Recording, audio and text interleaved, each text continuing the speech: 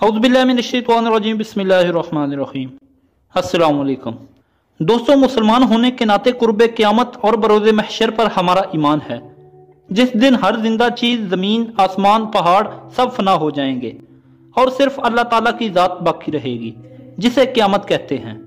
क़यामत के मुतल्लिक़ हर उम्मत के अंबिया इकराम ने अपनी उम्मत के लोगों को डराया, क्योंकि आप सल्लल्लाहु अलैहि वसल्लम आखिरी नबी हैं और आपके बाद क़यामत तक कोई नबी नहीं आना था।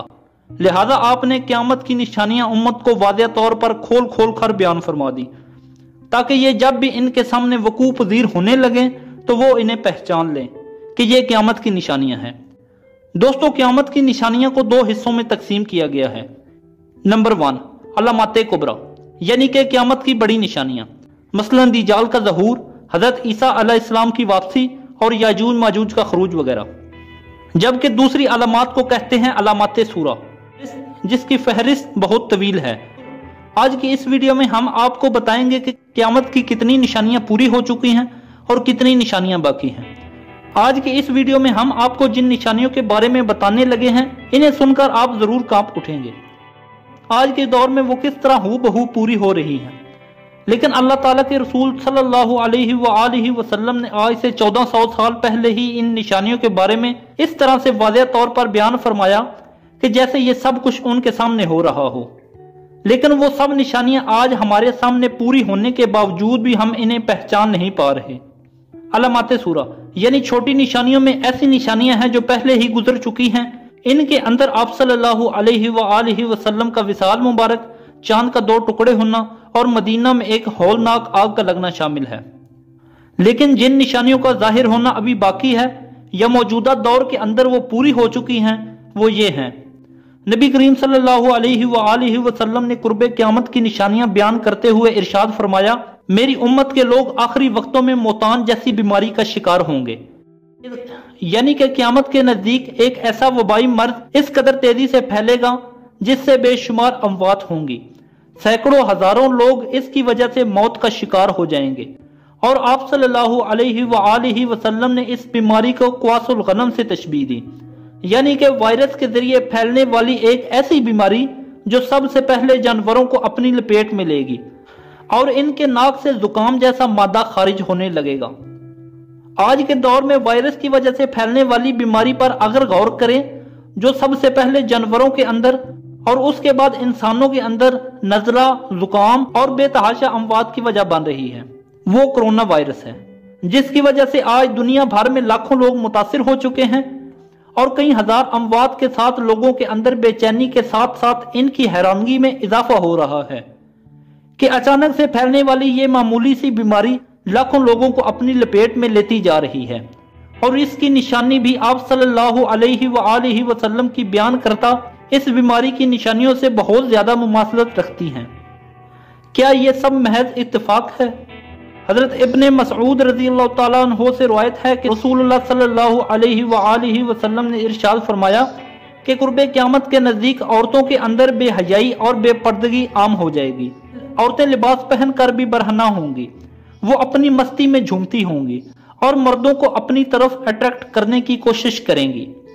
आप सल्लल्लाहु अलैहि वसल्लम ने इरशाद फरमाया कि ऐसी औरतें जन्नत की खुशबू से भी महरूम रहेंगी।